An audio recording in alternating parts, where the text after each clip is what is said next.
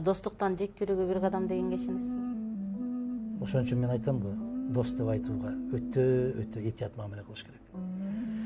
Сиздин эсиңизде барбы, мен 20 жыл башта интервью бергенде айткан экен, менде дос жок деп. Ошондо дагы журналисттер аябай анда ким, мен көптөгөн досторум келип айткан, анда биз кимбиз деп, силер пикирлешсиңер, саналаш.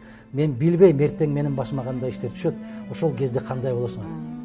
Андай боло албайсыңар. Эми дос деген бул улуу, ыйык түшүнүк.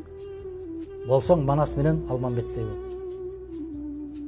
Же болбосом Курманбек менен Аккандай бол.